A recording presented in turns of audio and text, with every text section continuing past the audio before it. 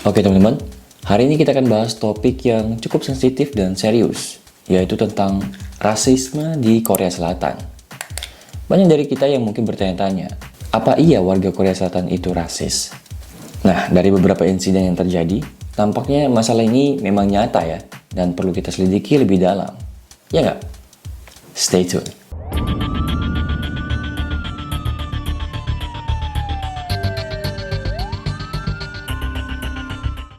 Apa iya warga Korea Selatan itu rasis? Mari kita lihat beberapa bukti dari insiden rasisme terakhir di Korea Selatan, cuy. Pertama, ada insiden Ome TV. Menurut Akurat.co, pada Maret 2021, kalau teman-teman masih ingat, ada sebuah video viral yang menunjukkan seorang pemuda Korea Selatan yang menghina seorang perempuan Indonesia saat bermain di platform Ome TV. Gimana? Masih ingat? Kejadian ini tentu saja memicu kecaman dari berbagai pihak ya. Apalagi si pemuda emang langsung bilang kalau orang Korea Selatan lebih unggul daripada orang Indonesia dalam banyak hal, dan juga negaranya, seperti GDP, ekonomi, dan lain-lain lah. Yeah. Do you want to curse again? Do you know that I record this conversation so I can upload that you curse Indonesian people? And you've said that. Okay. I don't care, you know. Yeah, I don't I curse. still think that Korean people are more upper than the Indonesian people. What more? What? Upper Upper like great in things like on that. the position, Okay. Okay. in many things, GDP, economy, Oh. Okay. everything. Nah, ini baru satu kasus aja ya. Selanjutnya ada insiden Olimpiade Tokyo yang sempat dibahas di Tempo. Di acara ini, atlet menembak Korea Selatan, Jin Jong-oh, diduga mengeluarkan komentar rasis terhadap pesaingnya dari Iran, Javad Farohi. Si Jin ini bilang kalau Farohi sebagai teroris dan menganggap kemenangan Farohi sebagai sesuatu yang tidak masuk akal. Ini nunjukin banget kalau stereotip negatif ternyata dapat mempengaruhi persaingan olahraga yang seharusnya netral dan adil. Ya nggak cuy? Nah, kita lanjut ke insiden stasiun televisi MBC yang sempat bikin rame orang-orang Indonesia juga. Dilaporkan di IDWS, stasiun televisi MBC menyajikan pembukaan Olimpiade Tokyo dengan cara yang kontroversial, cuy. Gimana nggak kontroversial coba? Mereka memperkenalkan beberapa negara peserta dengan menggunakan stereotip negatif. Misalnya nih, negara Indonesia digambarkan dengan cara menuliskan GDP dan tingkat vaksin COVID-19-nya yang udah beberapa persen gitu. Tentu tindakan ini mendapatkan kecaman keras dari publik internasional. Dan hal ini seperti menunjukkan kurangnya sensitivitas dan menghormati keberagaman budaya setiap negara, cuy. Ya nggak? Nah, dari bukti-bukti ini, teman-teman pasti bisa melihat bahwa isu rasisme di Korea Selatan itu beneran nyata dan jadi masalah serius yang membutuhkan perhatian serta tindakan yang nyata juga. Komisi Nasional Hak Asasi Manusia Korea sendiri telah menyerukan diberlakukannya undang-undang anti-diskriminasi untuk mengatasi masalah yang lebih jauh, cuy. Jadi teman-teman, meskipun Korea Selatan dikenal dengan kemajuan teknologinya dan kultur K-pop, juga K-drama yang mendunia, masih ada aspek-aspek dalam masyarakat mereka yang perlu diperbaiki, terutama dalam menghormati dan menghargai perbedaan. Nah, jadi kenapa bisa begitu? Rasisme di Korea Selatan itu ternyata terjadi karena banyak faktor, cuy.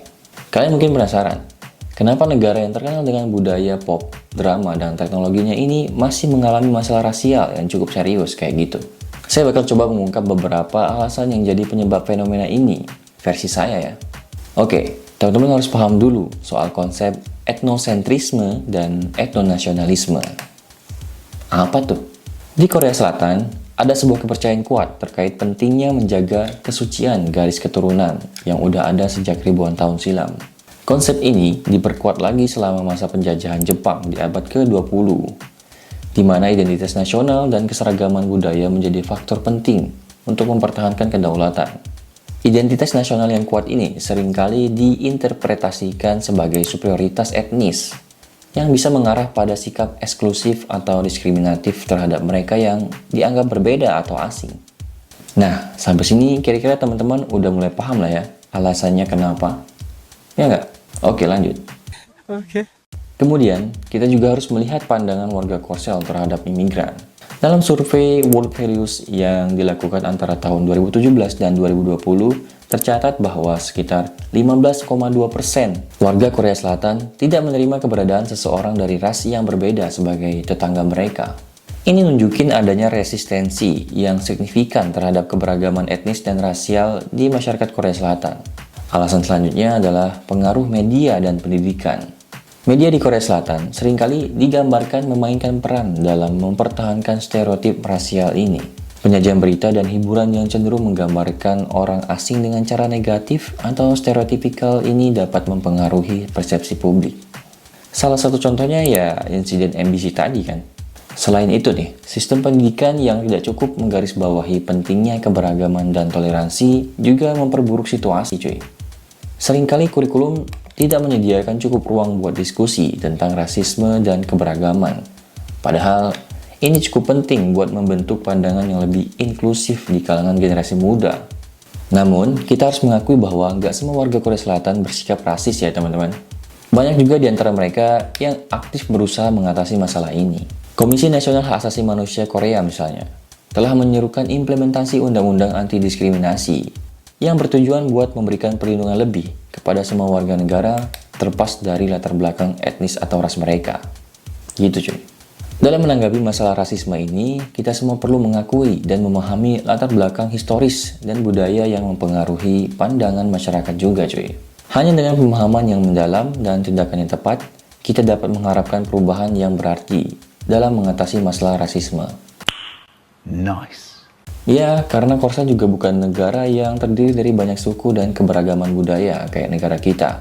Jadi sifat etnosentrisme dan etnonasionalisme pasti bakal sangat menonjol. Ya nggak cuy? Gimana menurut kalian? Coba komen. Oke, kesimpulannya, dari sini kita jadi tahu bahwa negara maju itu tidak lantas terlepas atau terbebas dari pemikiran kuno seperti rasisme ya cuy. Karena mau itu negara maju, berkembang, atau terbelakang sekalipun, kalau warganya sendiri memang punya sejarah rasial yang kental dan sudah menjadi turun-temurun dari nenek moyang, ya kalau tidak ditangani sifat itu bakal tetap ada ya cuy. Bukan berarti sifat cinta tanah air dan mengagung-agungkan ras dan negara sendiri itu salah ya cuy. Menurut saya sih ini bagus dan memang sangat diperlukan di zaman sekarang. Karena kita bisa jadi lebih mencintai produk-produk dalam negeri dan bisa lebih menimbulkan rasa nasionalisme serta patriotisme pada bangsa kita. Yang salah tuh kalau kita udah asal-asalan, sara, dan menimbulkan konflik yang merugikan diri sendiri dan orang banyak. Ya nggak teman-teman? Oke, segitu aja video saya kali ini tentang apa iya orang Korsel terkenal rasis. Dan kenapa mereka bisa jadi rasis kayak gitu. Ya gitulah ya teman-teman. Selalu ada alasan dan sejarah di balik suatu kejadiannya. Dan itu juga yang terjadi di sini. Semoga teman-teman selalu menghargai perbedaan karena itu juga merupakan sebuah negara kita. Bhinneka Tunggal Ika. Meskipun kita berbeda, tapi tetap satu. Satu bangsa dan negara. Indonesia. Nice. Seperti biasa, jika ada yang ingin menambahkan, mengkoreksi atau menyanggah bisa komen di bawah ya. Kita diskusi di sana bareng-bareng. Dan tekan tombol like-nya jika suka, jangan lupa subscribe dan share sebanyak-banyaknya karena sharing is caring. Jangan lupa juga klik tombol loncengnya biar nggak ketinggalan informasi-informasi menarik lainnya di channel saya. Bye.